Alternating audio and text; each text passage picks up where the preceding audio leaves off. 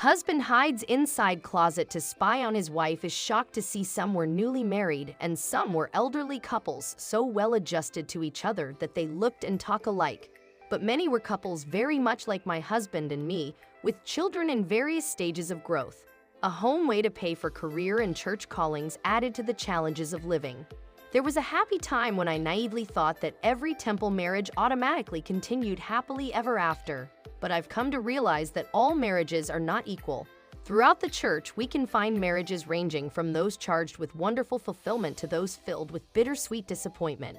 Marriages have their ups and downs, times of great contentment and personal growth, yet other times of frustration and lack of growth. So what makes for a strong marriage? The answers are as varied as the people who give them. Spend time together one evening every week. Always think of your partner before yourself. Take occasional time away from children and responsibilities. Never go to bed angry. Make time for evening. Talk to each other. Marry the right person. Be the right kind of husband or wife. Love, unselfishness, continued courtship, open communication, righteousness. These all make a difference in marriage. But I'm convinced that success in marriage starts with trust. Andy suspected that his wife was unfaithful, had the idea of hiding in the closet to see what she was doing in his absence. In doing so, he was greatly surprised. Andy, Alfred and Victoria had been working together for a couple of years in a party agency. They were both very close, although at the beginning it was all about simple friendship. As they shared, they ended up becoming more attached to each other. They would go out to eat after work, go to the park, to movies, and to organize small meetings. Their relationship was becoming more and more formal and committed. One knew that his girlfriend had a child from her ex-partner who took care of him while she was at the agency. Although she also worked, she did it from home and could have the child with her. It was something that, despite generating a certain distrust in him by having to accept this connection with the children's father, did not prevent him from being with her. One afternoon, as departure time approached, Victoria received a message that radically changed her mood. Andy, intrigued, wanted to know what had happened. It was nothing bad.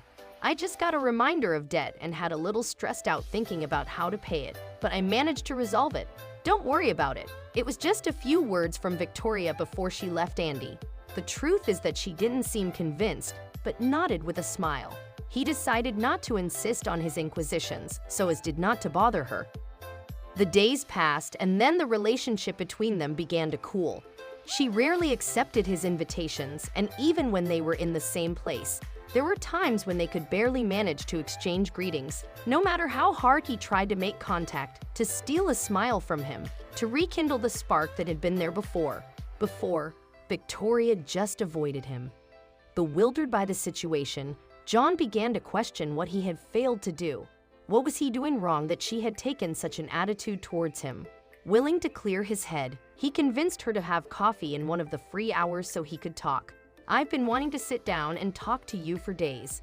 Lately, you've been distant with me, and I wanted to know if I did anything to offend you or make you feel bad.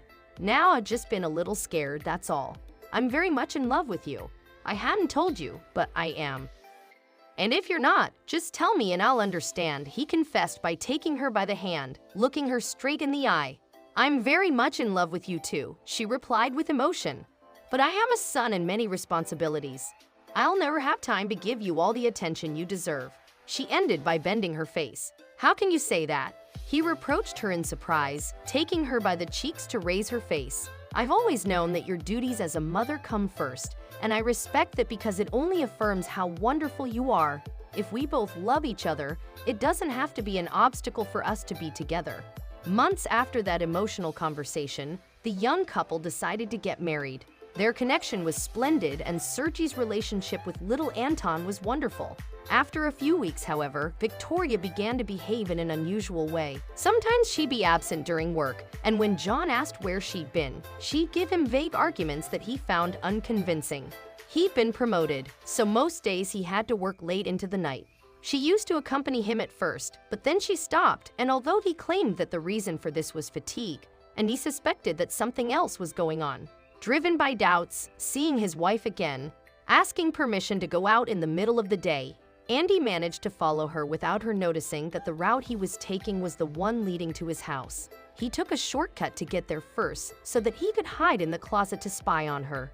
Victoria entered the room and was about to find out, but her phone rang. "Hi, I just got home. I have a snagged excuse to get out early. I'll come over to your house in a few minutes. Don't worry, I'll bring dinner." Andy and I haven't told him anything yet. Leading a double life is exhausting, but I'm a little afraid of how he'll take it upon hearing that. John was filled with anger, but everything seemed to indicate that his conjunctions were true. However, when he was about to come out of hiding to expose Victoria, he saw how her eyes filled with tears, but there was a long silence. How long has she been trying to conceal her crying? But she said the treatment was working, and the other one, I might be able to find a way to help you pay for it. I understand Anton's in soccer class today. Her voice just broke.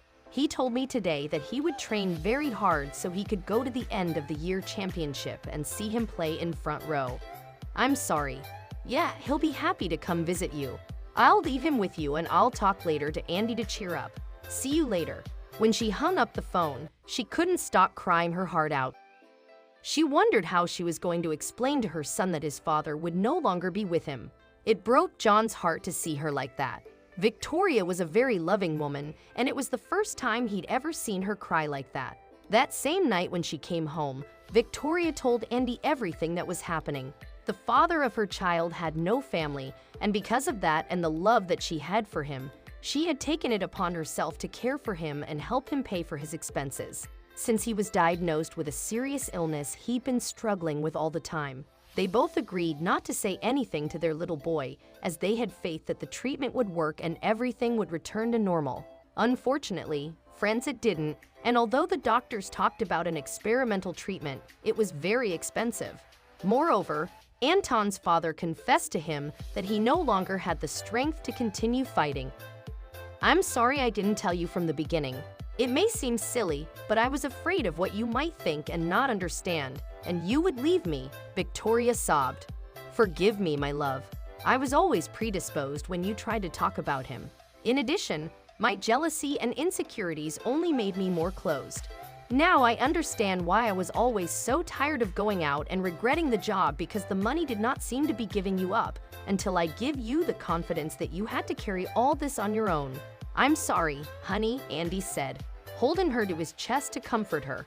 "I'm here to support you. Together we can get through this." A week later, Victoria's ex-partner passed away. With the help of a psychotherapist and the support of his mother and stepfather, Anton was able to assimilate his father's goodbye and understand that he would now continue to care for him from heaven. For their part of the couple became aware that the relationships are based on communication and trust. When two people who love each other decide to be together and make a family, fear, doubts, and lies should have no place between them, as they're the basis of all relationships, their mutual support, understanding, solidarity, and respect. But the real marriage, the real pure love, the implicit trust, the respect, the value, and the commitment are all gone forever. The foundation upon which your marriage was built is irreparably demolished. Yeah, you're in counseling and have reconstructed your marriage, and everything's stronger and better than ever now, except it's not. When one spouse made the premeditated decision to enter a relationship with another, the marriage ended.